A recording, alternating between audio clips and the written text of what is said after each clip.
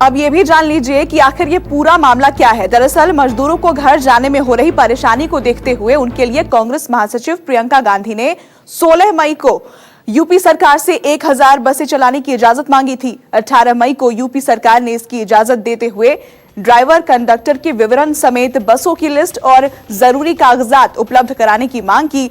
इसी दिन प्रियंका गांधी के निजी सचिव संदीप सिंह की ओर से वो उपलब्ध भी कराई गई।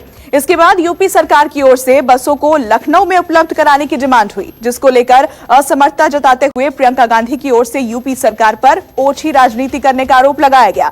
साथ ही इसे समय और संसाधन की बर्बादी भी बताया गया, क्योंकि कांग्रेस ने गाजियाबाद और यूपी बॉर्डर से बस उपलब्ध कराने की तैयारी कर रखी थी।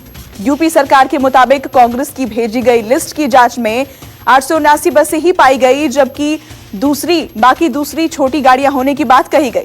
साथ ही परमिट और दूसरे कागजात में भी गड़बड़ियों की बात कही गई। इसके बाद यूपी सरकार की तरफ से फिर से बस उपलब्ध कराने के लिए टाइम दिया गया और आगरा सीमा पर खड़ी बसें लेकर गाजियाबाद और नोएडा जाने के लिए अजय कुमार लल्लू वहां पहुंचे, लेकिन उन्हें पुलिस ने रोक लिया।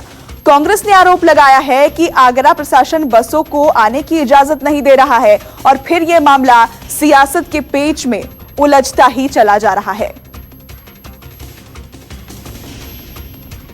तो मजदूरों की बस पर लगातार सियासत जारी है। कांग्रेस यूपी सरकार पर ओछी राजनीति करने का आरोप लगा रही है, तो यूपी सरकार की तरफ से बस की संख्या और कागजात में गड़बड़ी का मामला उठाया गया है।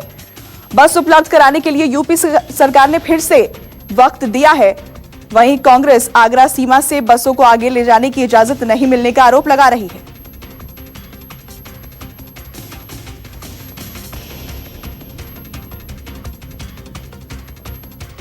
और हमारे सहयोगी पवन मिश्रा दिल्ली से हमारे साथ लाइव जुड़ गए हैं।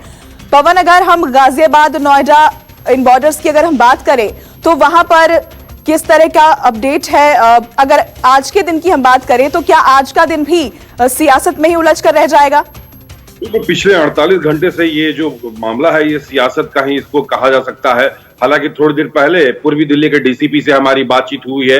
साफ तौर पर उनका कहना है कि उन्होंने पुलिस फोर्स की तादाद को बहुत ज्यादा बढ़ा दिया है, पैरामिलिट्री फोर्सेस की भी मदद इसमें ली गई है। जिस तरह से गाजीपुर बॉर्डर पे मजदूरों का जमावड़ा हो रहा था और उन लोगों को भी चिन्हित किया गया है जो लोग इन मजदूरों को भड़का करके या एसएमएस के माध्यम से जो लोकल नेता थे उन्हें साफ तौर पर यह कहा है कि आज अगर भीड़ जमा होती है, जिस तरह से अनिल चौधरी को नजरबंद किया गया था, गिरफ्तारी हुई थी, उस वही हवाला देकर कहा गया कि मजदूरों को तो नहीं कुछ किया जाएगा, लेकिन इनके जो लीडर है उन्हें पकड़ा जाएगा। अगर बसेस की बात करें तो गाजियाबाद बॉर्डर पे बस को लाया गया, कुछ नोएडा में बसेस खड़ी हैं और फिर इसमें फिटनेस सर्टिफिकेट की बात कही गई, 1000 बसेस किए। फिर पार्टियों ने यह आरोप लगाया कि कुछ मोटर व्हीकल्स का, ऑटो का इसमें रजिस्ट्रेशन नंबर इसमें डाला हुआ है।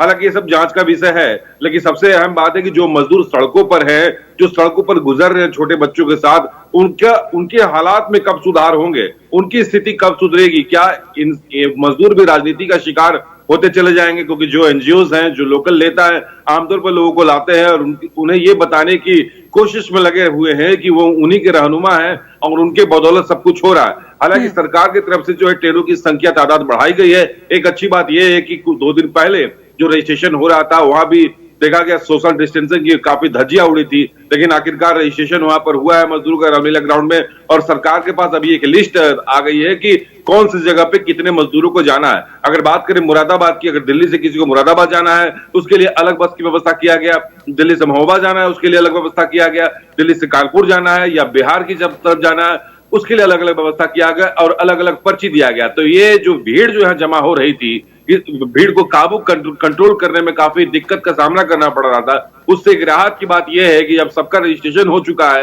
और सरकार प्रशासन, जिला प्रशासन को इस बात की जानकारी मिल चुकी है कि अभी कितने लेबर भी हैं, मैग्नेट लेबर हैं जिन्हें जहां जहां जाना है उनके बारे में जानकारी मिल चुका है, तो उस हिसाब से अब बस यहाँ लगेगी और अनाउंसमेंट होगा, बस का नंबर उसको उनको बता दिया जाएगा, वो आराम से बस पे जाकर के बैठेंगे। तो ये जो भीड़ जमावड़ा और लोगों के मन में, जो लेबरों के मन में जो कंफ्यूजन रहा कि कैसे और कहां वो बैठेंगे, इस कंफ्यूजन को दूर करने की भरसक कोशिश यहाँ पर किया जा रहा है। लेकिन अभी भी कई मजदूरों को, अगर सुबह के समय में भी हमने देखा कि अपने छोटे बच्चों के साथ वो छोटी गलियां से या रेलवे लाइन होते हुए निकलने की कोशिश कर रहे हैं, क्योंकि उनके पास अभी भी इस बात की जानकारी नहीं है कि सरकार की तरफ से जो है उन्हें जो है सुविधा मुहैया कराया जा रहा है। हालांकि ट्रेन अब आनंद विहार रेलवे स्टेशन से भी खुलने की बात कही जा रही है, दादरी रेलवे स्टेशन की बात खुलने की बात कही जा रही है। जी जी, बहुत शुक्रिया आपका इस अपडेट के लिए।